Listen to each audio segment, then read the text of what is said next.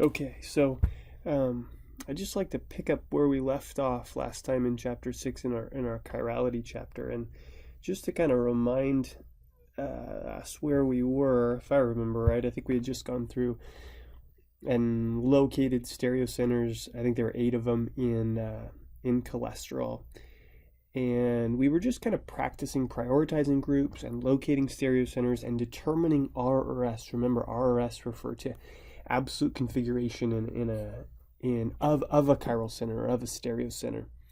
And if we kind of think about the larger, let me just go full screen here. If we think about the larger context of our discussion, let me just go back and write. Whoops, sorry. Try black here. Go back and write down kind of the larger context, which was, if I remember right, it was, how to determine whether a pair of compounds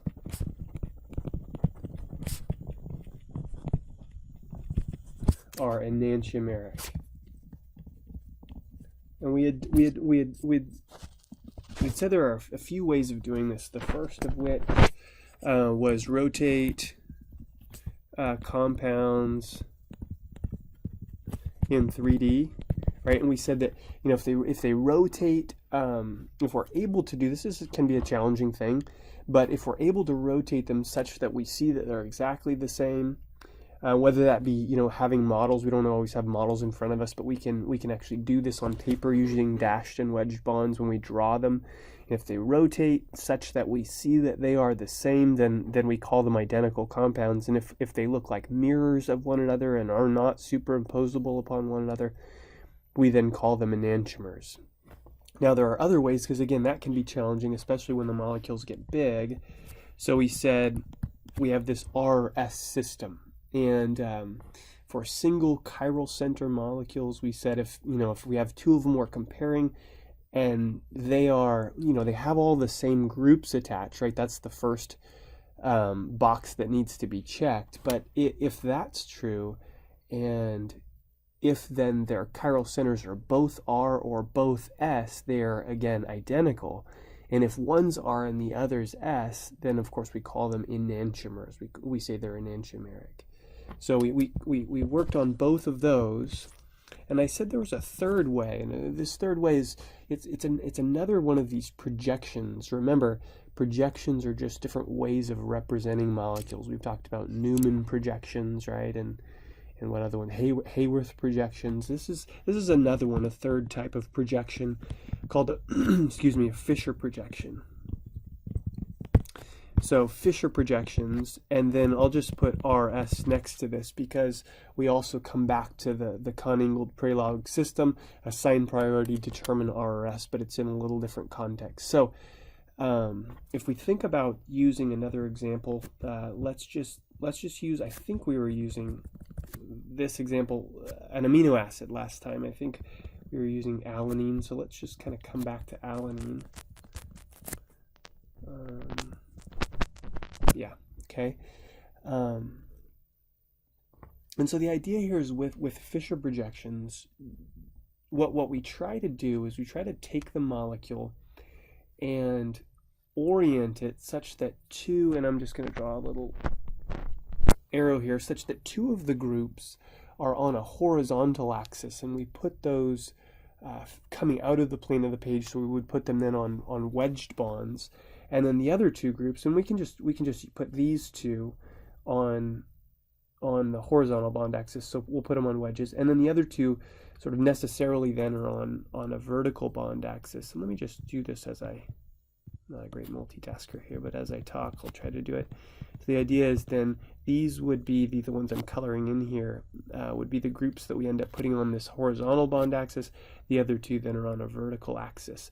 And we'll just try to kind of do this. There's a lot of possibilities here, correct possibilities, so you could do this different ways, but let me just put the CO, we kind of open the molecule up, put the carboxyl group here and the amino group here, then what's left over would be the methyl group pointed up and the hydrogen pointed down. Okay. Now the next step here is once you've got, whoops, let me go back. once you've got all of the, well, the groups are oriented again like this, we take the molecule, and I always just say, I just write smash. We smash it into 2 dimensions, and everything, what's nice here is everything stays where it is. And again, if we remember, regular bonds are in the plane of the page or the board, and so we really do think about just taking this molecule and just smashing it into 2 dimensions. Everything stays where it goes, so that's nice. The amino group here, hydrogen pointed down, and the COOH, right, the carboxyl group there. So the next thing we do, once we've gotten it into this Fisher projection, and a nice thing too is we get a chance to practice this during our lab, so you'll get some hands-on experience with this, even with models as well. But once we've got it, so here's our Fisher projection, right here. And I'm gonna write down a few rules, because again, once we've got it in our Fisher projection, we're using the conangled Prelog system. We're assigning we're prioritizing the group, then we're assigning RRS to that stereocenter right there, just like we did before. So I would say first, right, if we're thinking about this third method, first prioritize, well, let's say this. First,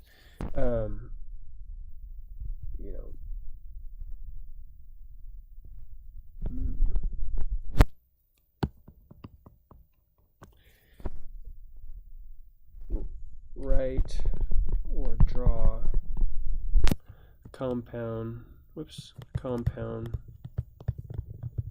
as a Fisher projection. Okay, second thing then would be, come on now. Second thing would then be prioritize groups.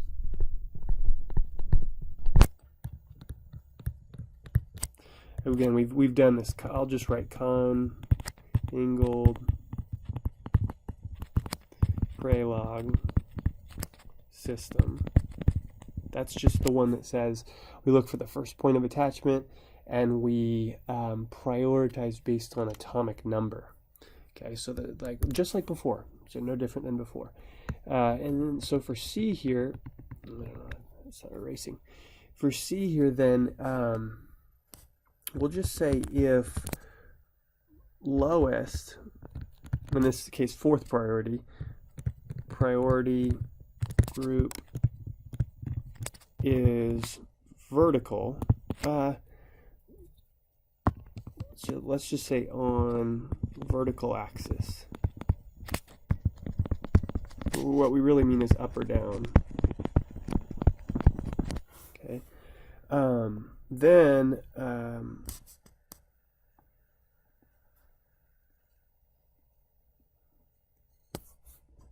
if remaining, sorry, I'm trying to think about how I should write this. If remaining groups are oriented clockwise, it's R, as before. If remaining groups are oriented counterclockwise, it's S. Okay, the stereocenter is R, the stereocenter is S. So if that's true, you're done. But if lowest priority group is on a horizontal, or on the horizontal axis,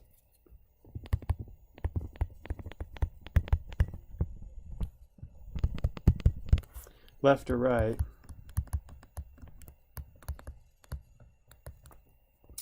rotate groups such that lowest priority group is up or down. Okay, then determine RRS.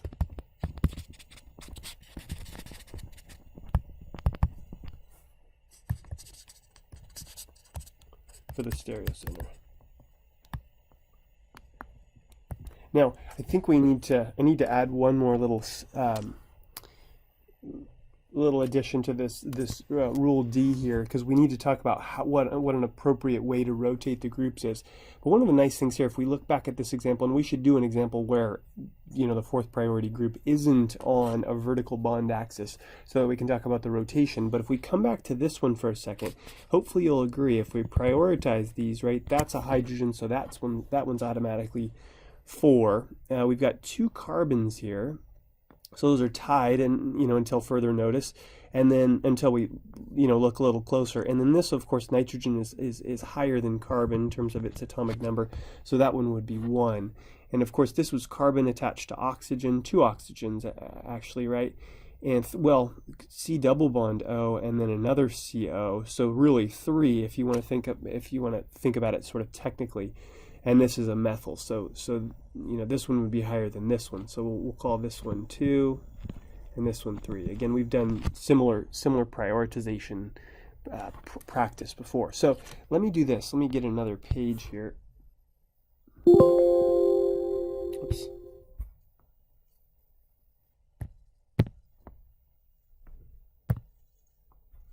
Okay, so let me actually just do this.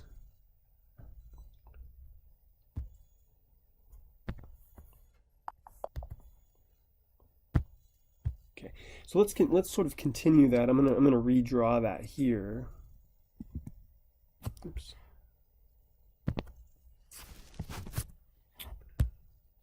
Let's see. Kind of all over the place here.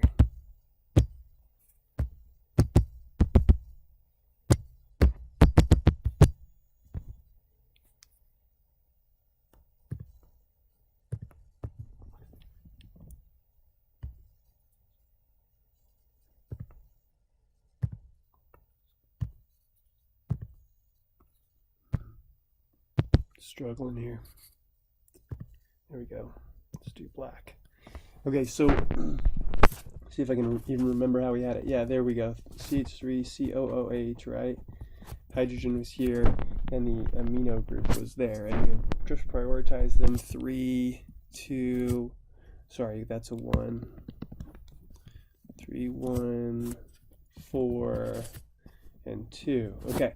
So what we were saying was, if we look back at those rules, if the fourth priority group is pointed up or down, we're in good shape, because now all we have to do is say, okay, the other 1 to 2 to 3 remaining groups are oriented. Hopefully we agree, right? This is clockwise. So what we would say then is that stereocenter right there is an R stereocenter, or the original molecule, right? Even the one in 3 dimensions that we smashed into this Fisher projection would have an R absolute configuration. Okay. Now, what if we just kind of box that and we rearrange these groups, or actually, let's just go back to the original molecule.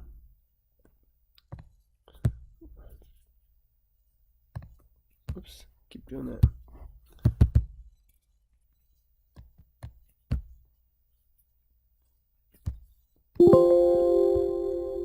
Okay, so we go back to the original molecule and we say, okay, let's just pretend we would have arranged this, and this is now what I'm talking about here, if you can see my cursor, in a different way originally, such that hydrogen was pointed like to the left. So for example, if we redo this, if we go back to here, so if we say originally we would have had, let's just pretend it was this. No, I need to go back here. So let's pretend we'd have had, no, I'm red again. There we go. So let's pretend we come back, we say, okay, hydrogen is left, CH3 is right, and in that case, NH3 would have been, or excuse me, NH2 would have been up, and the COOH down. Okay, so notice, right, the prioritization doesn't change. Actually, let me, it doesn't really matter if we put this in a Fisher projection, but before we prioritize, but let's go ahead and do that. Let's go ahead and do that. Okay, so here's, whoops. Okay, here's the Fisher projection. So NH2, CH3, COOH, and H. So let's prioritize. Okay, now the rules said though, right, if the fourth priority group is not, so hydrogen in this case, right, is not on a vertical bond axis, it's on a horizontal bond axis, I have to rearrange the groups, okay, or rotate the groups. Now, let's just say rotating groups. And there's rules for this too. So we have to do this in a very specific way. The idea here is that I hold one group, so this is like D subpoint little a or whatever. So hold one group stationary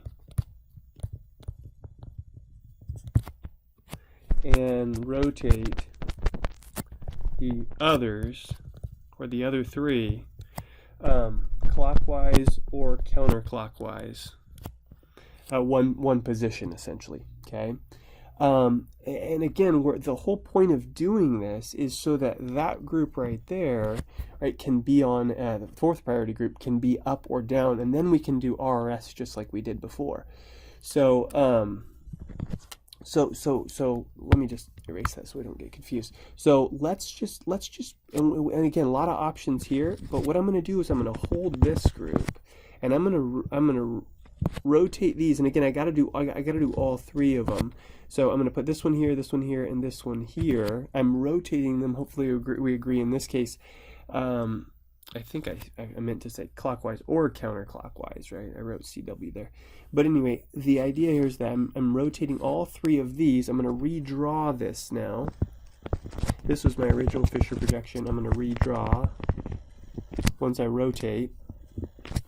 And again, the whole point was to get H up because this is the fourth priority group, right? And I went up. So NH2 goes here. C methyl group comes across. And remember, I held the COOH in one position. So all the priorities are still the same. Let me make sure I get those on here. So 1, 2, 3. Sorry, there's 1. 1, 2, 3. Okay, so now we're back to a position, right? If you remember, if we go back to this slide, the idea is, right, if we're looking at D here, if the lowest priority group is on a horizontal axis, left to right, rotate such that we get it on a vertical axis. We do. Now we can go back to where we were up here. If the remaining groups are oriented clockwise, it's R. If counterclockwise, it's S. So if we come back here, now we have a situation, right, where we leave 4 alone. It's on a vertical bond axis, and now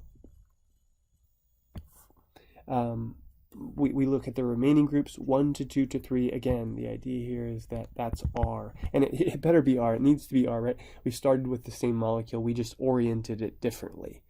So hopefully we're in agreement there. And again, we'll get more practice with this soon in lab. Okay, so let's continue. Actually, okay, so let's continue. So if we're looking at where we're headed. And here's just an example from the textbook. The idea is now we're adding complexity. We're looking at molecules that are a little bit bigger and that have more stereocenters. And things get really complex really quickly. And what I usually say is, if once we add complexity and get and start looking at bigger molecules, I almost throw out the whole trying to visualize these things in your mind and determine if they're mirror images and superimposable or non-superimposable, because there's so many different options. Remember, 2 to the n rule says however many stereocenters there are in the molecule, 2 to that number gives you the number of possible stereoisomers. And so you can imagine if you think about just taking any 2 random stereoisomers and saying, okay, are they non-superimposable mirror images, in which case they're enantiomeric, or non-superimposable non-mirror images? Remember, we wrote these definitions down, in which they're diastereomers. It just becomes really, really difficult to do that. And so we typically go back to the Conning-Gold Prelog system, and we assign absolute configuration to all the stereocenters, and then I'll show you what we do from there. So an example is here. I want to do a different example for you, of course. Just so if we kind of come back here, maybe I'll get a, whoops, here we go. Okay, so let's just say, okay, so again, so let's just say multi stereocenter compounds. So for example,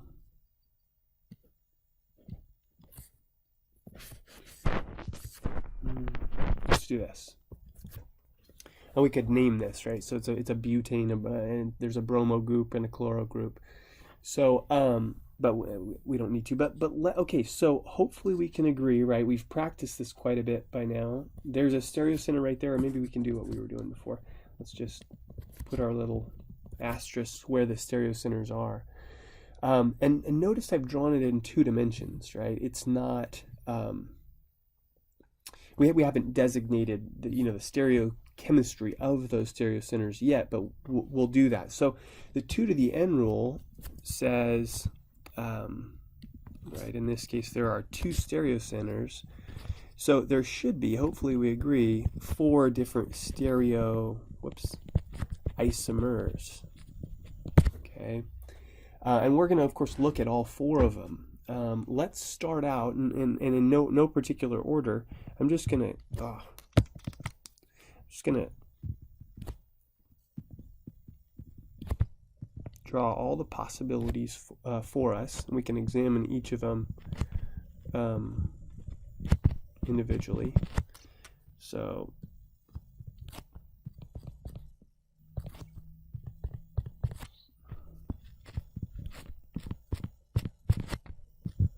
I think I got them there. Yeah. So let's put our bromo and chloro groups in.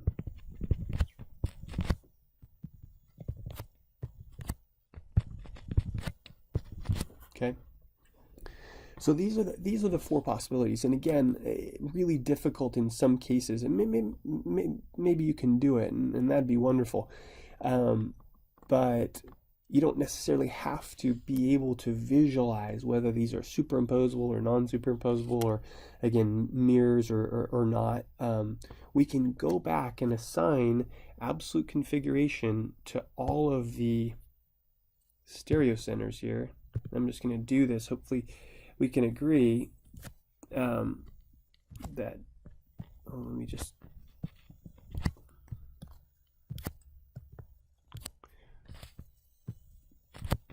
draw all these arrows, and the idea here is that, and again, I won't do this with each separate stereocenter, but if you think about this, right, there's a hydrogen right here pointed back and away, and that's kind of nice, and same thing here.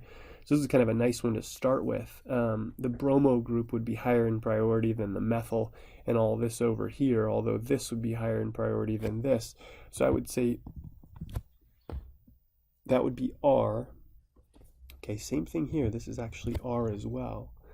And then over here, we've got R again, but this one, right, is this over here, I should say. We're opposite of where we were over here, so that the absolute configuration changes to S. And this then is S and S, and this then is S and R. Okay? Now, having done that, you're going to see, if we just remember a couple of simple rules or statements, we're very quickly able now to determine whether multi-stereocenter compounds are enantiomeric or diastereomeric. Because remember, diastereomers are a possibility when you have more than one chiral center. So let me go back. Let me get this. There we go. And let me just say a couple things, and we'll come back and try to figure out what's going on with these. So let's say this. Again, I think we've alluded to this, but let me just write it. If all stereocenters have opposite, let me clarify this. When comparing 2 compounds, because again, we're going back and we're trying to compare compounds and see if they're enantiomers or diastereomers. So let's say when comparing two compounds if all stereocenters have the opposite absolute configuration. So meaning all are, well, we'll look at these in a second. The pair of compounds are enantiomers. And then there's lots of other possibilities. We'll just say if not, they're diastereomers. And again, go back to this for a second. There's an exception. We're going to explore this. Oops. We're going to explore this later. The exception here is meso compounds. Okay, we're going to leave that one alone for now. I want to come back here to this example above, and I just want to call these compounds. I want to label them. So let's call this one W, this one X, this one Y, and this one Z. Okay, it makes it easy to just compare them, because again, what I want to be able to do is say, okay, the enantiomers here, there are, whoops, sorry.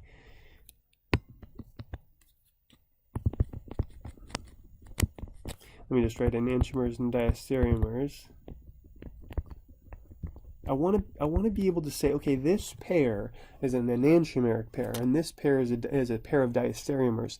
And so if we come back to these, right, the four that we were, are looking at above, let's just say we're comparing W and X. I don't know if you can see my, yeah, let me go here and get a laser pointer. Let's say we're comparing this one and this one, okay?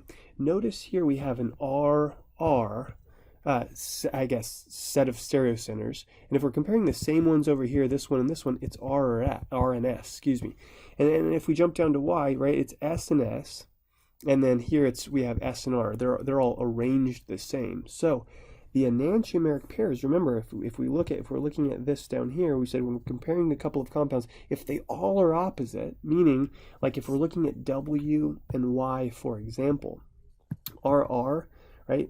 And we're comparing these two specifically. These two, right, we're comparing to these two, and they are opposite. So this is an S and an S, and this is an R and R. So what we would say is, down here, let's go back to our pen, W and Y are a pair of enantiomers. And if you think we've got another pair of enantiomers, right? If we're thinking about, opposites, X and Z must be enantiomeric, right? Because we're saying, okay, if I look at this stereocenter here and X, and then I look at it on Z, right, we're opposite R and S, right? And then if we're looking at the other one, S and R. So again, the other possible enantiomeric pair here is X and Z. Okay. Now, I have several diastereomeric pairs because again, if that's not the case, if they're not all opposite, then they're going to be diastereomers. Okay, so the diastereomers then, in this case would be, well, what happened? Give me a sec here. Would be W and Z, W and X, Y and Z,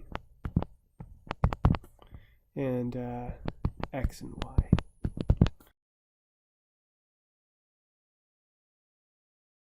Just a couple of more topics that we need to discuss in this chapter, and then we'll I think be done. So one of the interesting things that is true of chiral compounds is that they have the ability to rotate light. So if you look at this schematic, it's something called a polarimeter, and I can actually show you a polarimeter next time we're together. But the idea is you have this sample tube. if I get my laser pointer again, you have this sample tube here, and inside your sample tube you put this sample of a chiral compound. We shine, this is the light source, but often it's a sodium lamp or something that only shine, we call it monochromatic light.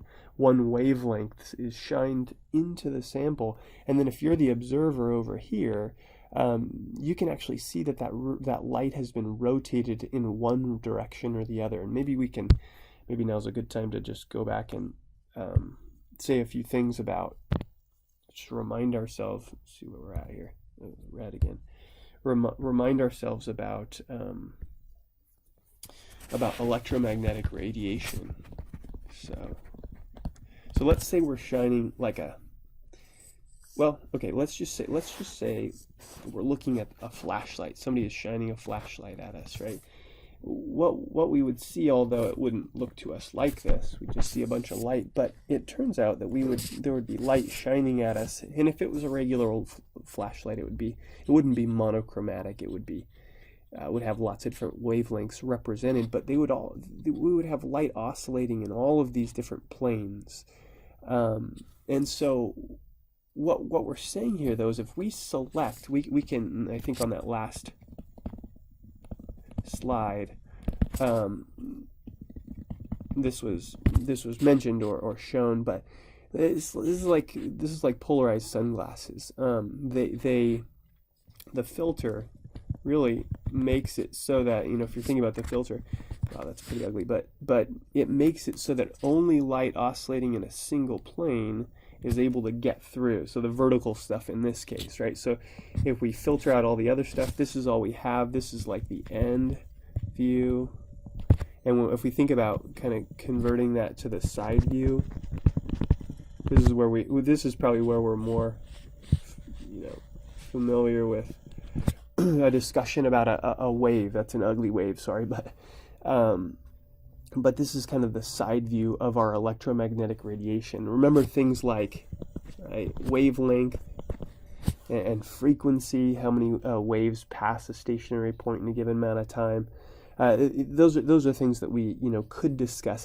We don't necessarily need to go back into all of those details or discuss all those details again. But one of the things I do want you to know is that if you do have, again, some light that makes it through your sample, and it is rotated by your chiral sample, and so let's pretend it's rotated in this direction. So it's rotated to the right by a certain amount or through a certain angle. We would call this a positive or dextro, and I do want you to know this, a dextrorotatory rotation, okay? And if the light is actually rotated in the opposite direction, we would call it a negative rotation, or a levo. Let's see if I can get this. A levorotatory rotation. So I definitely want you to know that. And another thing that's important here, and one of the reasons we're discussing this, is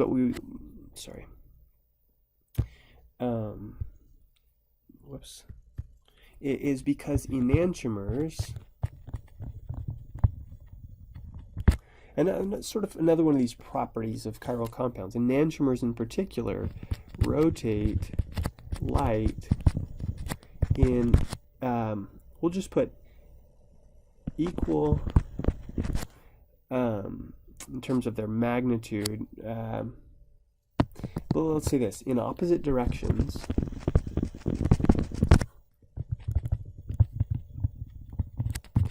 but with equal magnitude.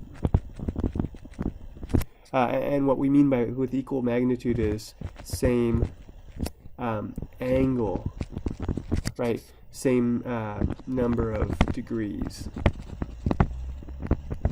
Okay, but with the opposite, in the opposite direction. Okay, so if one's dextro, the other one's levo. And let me say this too, because this is important, and another one of those things that I want to point out. And in fact, I think I have an example. There it is. Yeah, there it is right there. And some of this is here, but I mean these definitions on the slide. But if you look at the lactic acid, the two different versions of lactic acid, the the S enantiomer and the R enantiomer. One rotates light in the, again, dextro direction, and one in the levo or negative direction. And the important thing to mention here is you could never determine this just on paper, meaning you've got to go into the lab and figure this out, because a lot of times we're conditioned with this R and S stuff to think clockwise, counterclockwise. So you're like, oh yeah, R would probably rotate it to the right, and it turns out that may or may not be true. Sometimes yes, sometimes no. Notice here that these are enantiomeric compounds, the lactic acid versions, the S and the R, and that the angle is the same, but notice one is dextro and the other is levorotatory. So and I guess we can just go back and write, here we can write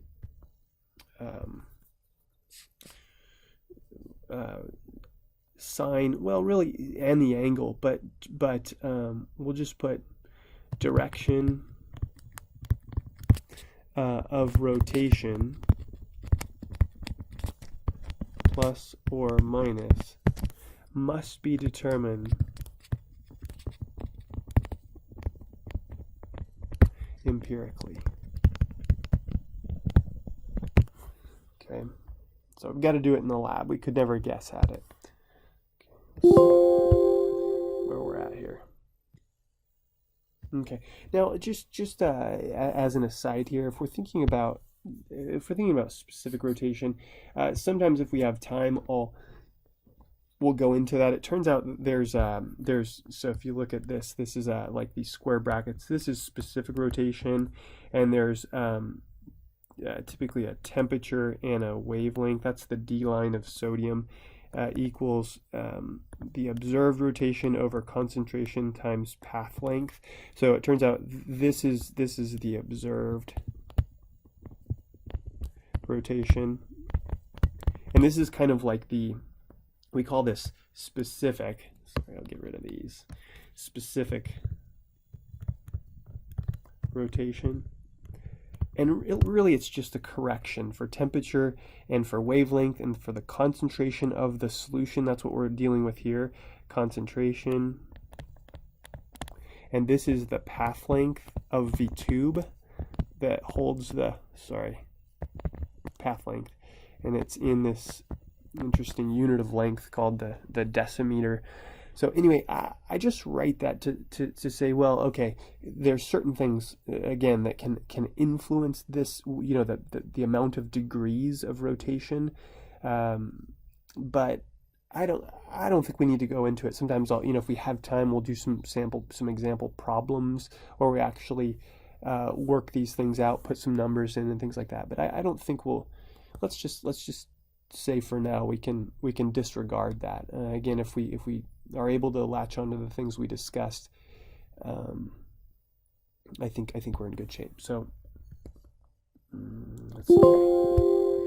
Back to okay, let's go back to here. Okay, so just a few things, and we don't actually need to say a whole lot more, although this is like where some of the most interesting stuff, the application stuff is in the biochemistry realm. But let's just say a few more things, and then we'll be done. And we'll encounter this later in our biochemistry chapter. But it turns out that biomolecules, most of them are themselves chiral, and most of them have a ton of stereocenters. And if you think about proteins that, again, we'll study, they're made of amino acids, and most of those amino acids, all the naturally occurring ones except for one, glycine, are chiral, which makes these biological molecules, these really big proteins, themselves chiral. And there's just some stuff on the slide that indicates this, but tons of stereocenters. But one of the things that creates is a chiral environment.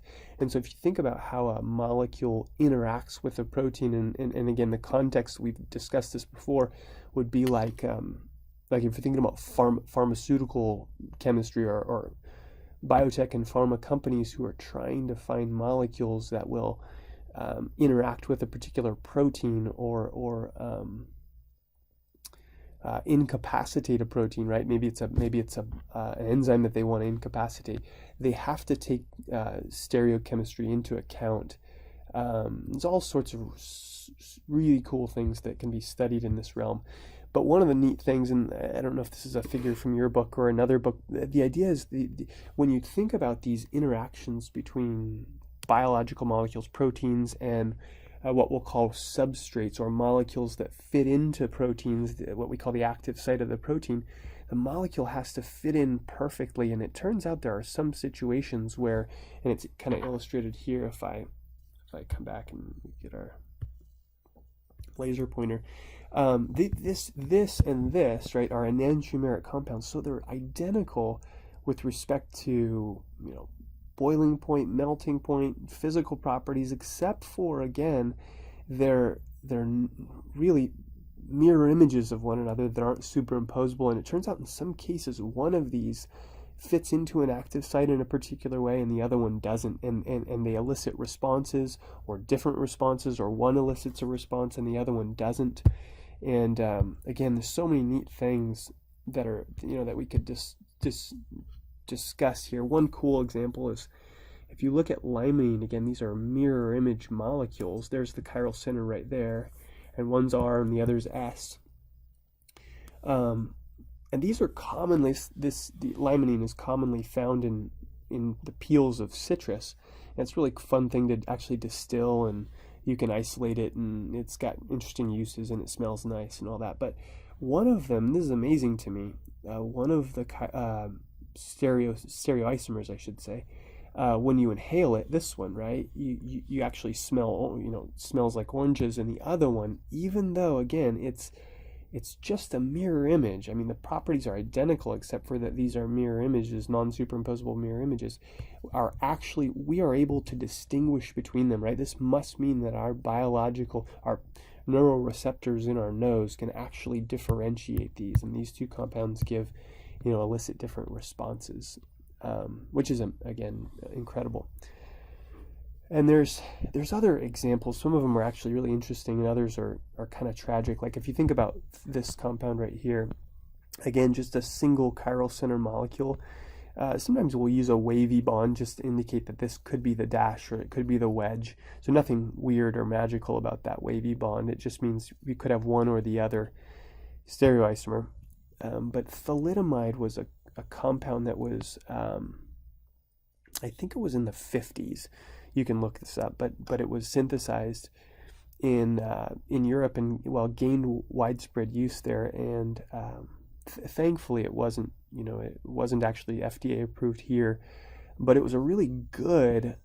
So when compounds are synthesized, they're often, if they're chiral, they're often, for reasons we won't get into, synthesized as a racemic mixture, meaning 50% of that, the stuff that you make is the R version, and 50% is the S version, if it's just a single chiral center molecule.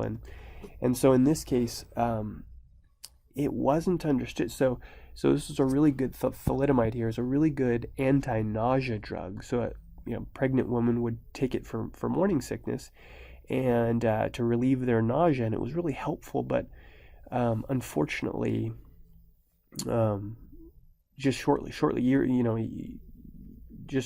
amount of time later, babies started to be born without limbs, and pretty soon after they traced it to the usage of one of these, the S version. Okay, the R version is the good anti-nausea medicine. The S version is unfortunately a teratogen, which means it causes birth defects. And so again, just kind of a tragic thing, and you can read about all that. And so you could imagine that precipitated a response, in terms of policy and all sorts of stuff. And it turns out that pharmaceutical companies cannot,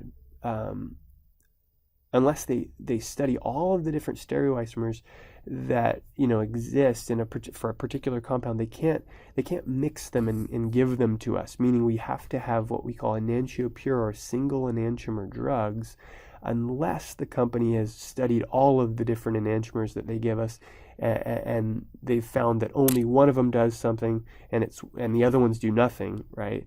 And the one that does something, does what we want it to do. An example of an actual racemic mixture that we get is actually ibuprofen. We get the R and the S, but the R has been shown to really do nothing. The S is the one that's the analgesic that we like and is helpful to us. So anyway, lots of cool stuff that we could talk about, and we don't need to belabor this. Again, this is just like if we smell stuff. This is kind of just mapping those neuroreceptors. And you can see, that these are, and there's a lot of other ones too. The study and sale of chiral drugs is just a huge area of research. So anyway, so let's let's be done.